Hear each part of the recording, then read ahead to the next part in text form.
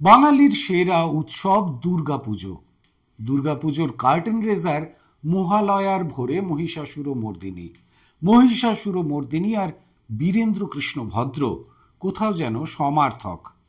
বীরেন্দ্র কৃষ্ণ ভদ্র আকাশবাণী কলকাতার শীর্ষ পদেও ছিলেন, কিন্তু জানলে অবাক হবেন, রেডিওর অডিশনে তার কণ্ঠস্বরের জন্য ব্যর্থ হয়েছিলেন বীরেন্দ্র কৃষ্ণ। কিন্তু কেন? আজ শোনাবো সেই গল্পই এই ভিডিওতে।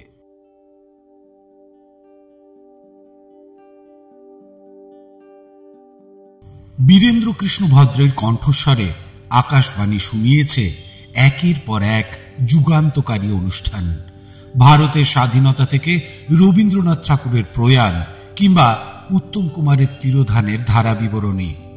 কিন্তু সেই বীরেন্দ্র কৃষ্ণ ভদ্রকেই অডিশনে নাকচ করে রেডিও অফিস। একেবারে স্বতন্ত্র ভাঙা ভাঙা হাস্কি ভয়েসের জন্য যে বীরেন্দ্র কৃষ্ণ পরিচিত, তার নেপথ্যে আছে এক গল্প। 1905 সালের 4 আগস্ট কলকাতায় বীরেন্দ্র কৃষ্ণের জন্ম হয়। পিতা রায়বাহাদুর কালী কৃষ্ণ ভদ্র ও মা সরলাবালা দেবী। বীরেন্দ্র কৃষ্ণের বাবা কালী কৃষ্ণ ভদ্র ছিলেন বহু ভাষাবিদ। তিনি 14টি ভাষায় দক্ষ ছিলেন। বীরেন্দ্র কৃষ্ণের ঠাকুমা যোগমায়া দেবী ইংরেজি ও সংস্কৃত জানতেন। ঠাকুমার কাছেই সংস্কৃতের প্রথম পাঠ বীরেন্দ্র কৃষ্ণ ভদ্রের। পাঞ্জাবের নাভা স্টেটের মহারানীর প্রাইভেট টিউটর হিসেবে নিযুক্ত ছিলেন বীরেন্দ্র কৃষ্ণ ভদ্রের ঠাকুমা যোগমায়া দেবী। বীরেন্দ্র কৃষ্ণের চণ্ডী পাঠের সিগনেচার কণ্ঠস্বরের নেপথ্যে এক অসুখ। খুব ছোট বয়সে বীরেন্দ্র কৃষ্ণ আক্রান্ত হন ডিপথেরিয়ায়। সাহেব ডাক্তার তাকে প্রাণে বাঁচালেও শিশু বীরেন্দ্র কৃষ্ণের কণ্ঠস্বর নষ্ট হয়ে যায়। ফলে বড় হয়ে রেডিওর অডিশনে ব্যর্থ হন তিনি।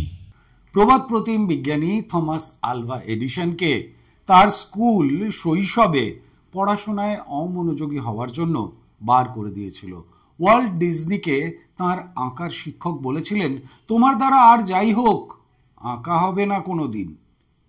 প্রাতিষ্ঠানিক সেই ভবিষ্যৎবাণীগুলিকে ভুল প্রমাণ করে এনারা নিজেরাই হয়ে উঠেছিলেন এক একটি প্রতিষ্ঠান। বীরেন্দ্র কৃষ্ণ ভদ্রের জন্য সময়ের গর্ভে কোথাও অপেক্ষা করছিল অন্য কিছু।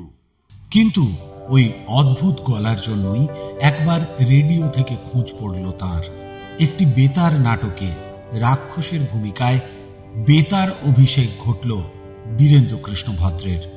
তারপর আর ঘুরে তাকাতে হয়নি।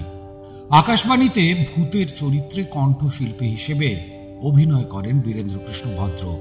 বীরেন্দ্র কৃষ্ণ তখন আকাশবাণী কলকাতার প্রধান।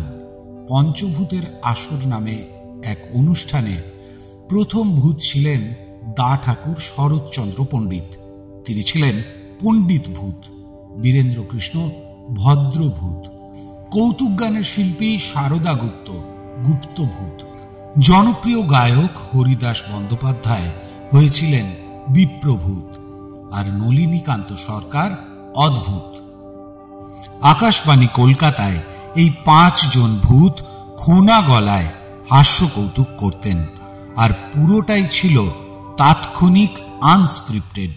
7টি ছদ্মনামে অনুষ্ঠান করতেন বীরেন্দ্র কৃষ্ণ ভদ্র। রেডিওয়ে তাঁর ডাক নাম ছিল বুশি। বিভিন্ন ছদ্মনামে আকাশবাণীতে অনুষ্ঠান করেছেন বীরেন্দ্র কৃষ্ণ ভদ্র। মেঘদূত, অরূপ, বিষ্ণু শর্মা, বিরূপাক্ষ, বৈবাহ্যিক, বাঞ্ছারাম, মহাকালী চট্টোপাধ্যায়, এরকম বিভিন্ন নামে অনুষ্ঠান করেছেন তিনি। বীরেন্দ্র কৃষ্ণ তার আত্মজীবনীতে লিখছেন, এককালে পুরো নামেই পরিচিত ছিলাম। খটোমটো গম্ভীর নাম বীরেন্দ্র কৃষ্ণ ভদ্র। পরে সবাই বলতে শুরু করলো বীরেন ভদ্র। বুশি নাম অন্তরঙ্গ কয়েকজন ছাড়া কেউ জানে না। তার পরিচালনায় নাটকে অভিনয় করেছেন তাবড় অভিনেতারা ছবি বিশ্বাস, কমল মিত্র, তুলসী চক্রবর্তী, সত্য বন্দ্যোপাধ্যায়, জহর রায়, নবদ্বীপ হালদার, বিশ্বজিৎ চট্টোপাধ্যায় প্রমুখ। বহু নাটকের প্রডিউসার ছিলেন তিনি। তার বেতার নাটকে কণ্ঠ দিয়েছেন ছবি বিশ্বাস থেকে অহিন্দ্র চৌধুরী পর্যন্ত। বিকাশ রায়ের প্রতিভা বীরেন্দ্র কৃষ্ণ ভদ্রই প্রথম আবিষ্কার করেন। তিনিই বলেন, বিকাশ, সিনেমায় চেষ্টা করো, তোমার হবে। বীরেন্দ্র কৃষ্ণ ভদ্রের জীবনের শুরুটা কেমন ছিল? 1928 বিএ পাস করে বাবার বন্ধুর সুপারিশে যোগ দেন ইস্ট ইন্ডিয়ান রেলওয়ের ফেয়ারলি প্লেসের অফিসে। দুপুরের টিফিনের সময় বা বিকেলের অবসরে তিনি চলে আসতেন রেডিও অফিসে, যেখানে যেতেন আসর জমিয়ে দিতে পারতেন। তার এই গুণে মোহিত হয়েই নৃপেন মজুমদার তাকে আহ্বান জানান রেডিওতে। রেলের চাকরি ছেড়ে বীরেন্দ্র কৃষ্ণ যোগ দেন রেডিওয়ে 1928 শেষ দিকে। 1941 7ই আগস্ট দুপুরবেলা প্রয়াত হলেন রবীন্দ্রনাথ ঠাকুর। আকাশবাণী সেই প্রথম আয়োজন করল কোনো বিখ্যাত ব্যক্তির মৃত্যুতে ধারা বিবরণীর। প্রতি 15 মিনিট অন্তর বীরেন্দ্র কৃষ্ণ ভদ্র ঘোষণা করতে লাগলেন বিশ্বকবির মৃত্যুর খুঁটিনাটি। সেদিন কি বলেছিলেন বীরেন্দ্র কৃষ্ণ ভদ্র তাঁর ধারা বিবরণীতে? রবীন্দ্রনাথের প্রয়াণে কি বলেছিলেন ধারা বিবরণীতে বীরেন্দ্র কৃষ্ণ ভদ্র? ঠাকুর বাড়িতে বেশিক্ষণ সব দেহ রাখার রীতি নেই। বিশেষত মধ্যাহ্নে যিনি প্রয়াণ করেছেন, বিকেলের মধ্যে তাঁর শেষকৃত্য সম্পন্ন করতেই হবে। সংবাদ সংগ্রহ করতে করতে আমরাও নিমতলা শ্মশানে এসে হাজির। ওপারের দূরের ওই নীল আকাশে অস্তগামী সূর্য শেষ বিদায়ের ক্ষণে পশ্চিম দিগন্তে ছড়িয়ে দিল অগ্নিবর্ণ রক্তিম আভা। আর এপারে এই পৃথিবীর বুকে বহ্নিমান চিতার লেলিহান অগ্নিশিখায় পঞ্চভূতে বিলীন হল এক মহাপ্রাণের পূত পবিত্র শরীর। রবি গেল অস্তাচলে। সুমুখে দেখছি অপরাহ্নের সূর্য শেষ বিদায়ের পাঠ নিচ্ছে। ভাগীরথীর গৈরিক জলপ্রবাহে উঠেছে এক করুণ তাপ, বাতাসে হাহাকার। বিশ্বের শ্রেষ্ঠ কবি রবীন্দ্রনাথ আর নেই। অরোরা ফিল্ম কর্পোরেশনে সংরক্ষিত আছে মিথ হয়ে যাওয়া এই শোকভাষ্য। বীরেন্দ্র কৃষ্ণ এরপর ডক্টর বিধানচন্দ্র রায়, হেমন্ত বসু, তারাশঙ্কর বন্দ্যোপাধ্যায়, মহানায়ক উত্তম কুমারের অন্তিম যাত্রার ধারাভাষ্য দিয়েছেন। বেতারের আদি যুগে তাঁরই উদ্যোগে দুর্গা পূজার শেষে গঙ্গার ঘাট থেকে দুর্গা প্রতিমার নিরঞ্জনের ধারা বিবরণী প্রচার করা হতো। যে মহিষাসুর মর্দিনী আর বীরেন্দ্র কৃষ্ণ ভদ্র সমার্থক, অঙ্গাঙ্গীভাবে জড়িত, তার থেকেও একবার সরিয়ে দেওয়া হয় বীরেন্দ্র কৃষ্ণকে। সেটা 1976-এ। এক প্রকার রাজনৈতিক চাপেই সেবার মহালয়ায় দুর্গা দুর্গতি হারিণী পাঠ করেন মহানায়ক উত্তম কুমার। সে বছর উত্তম কুমার হাতিবাগানের বাড়িতে এসে বীরেন্দ্র কৃষ্ণ ভদ্রের কাছে ক্ষমা চেয়ে অনুমতি নিয়ে যান। দ্বিমত করেননি বীরেন্দ্র কৃষ্ণ। তবে বীরেনবাবু আঘাত পেয়েছিলেন আকাশবাণী কর্তৃপক্ষের ব্যবহারে। নায়কের চাহিদা তখন তুঙ্গে। অল ইন্ডিয়া রেডিও কর্তৃপক্ষ ভাবেন এতে রেডিওর জনপ্রিয়তা বাড়বে। আকাশবাণী কর্তৃপক্ষ এই বিষয়ে কিছুই জানাননি বীরেন্দ্র কৃষ্ণ ভদ্রকে। বীরেন্দ্র কৃষ্ণের পরিবার কানাঘুষো শুনে জানতে পারেন মহিষাসুর মর্দিনী আর বাজবে না, নতুনভাবে অনুষ্ঠানের আয়োজন করা হয়েছে। তবে দুর্গা দুর্গতি হারিণী অনুষ্ঠান সম্প্রচারের পর একাধিক ফোন আসে আকাশবাণীতে।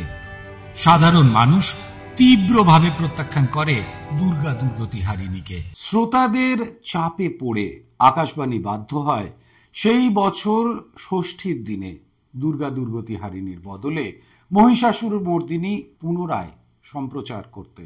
এরপর 25শে জুলাই 1980, স্থান কেওড়াতলা মহাশ্মশান। সাহিত্য উত্তম কুমারের পাশে দাঁড়িয়ে বীরেন্দ্র কৃষ্ণ ভদ্র সম্প্রচার করলেন মহানায়কের মৃত্যুর ধারা বিবরণী। কি বলেছিলেন তিনি সেদিন? 25শে জুলাই 1980, উত্তম কুমারের মৃত্যুর দিন বীরেন্দ্র কৃষ্ণ ভদ্র কেওড়াতলা মহাশ্মশান থেকে তাঁর ধারা বিবরণী দিয়েছিলেন। বীরেন্দ্র কৃষ্ণ কি বলেছিলেন সেই ধারা বিবরণীতে? যে সুন্দর কমনীয় শরীর, মুখমণ্ডল, এতকাল তার অজস্র ভক্তকে আনন্দ দিয়েছে, সেই শরীরে আগুন স্পর্শ করল। ছোঁয়ালেন তার প্রিয়তম পুত্র গৌতম। মহানায়কের নশ্বর দেহ ঘিরে এখন আগুনের লেলিহান শিখা একটু একটু করে গ্রাস করে নিচ্ছে তার শরীরকে।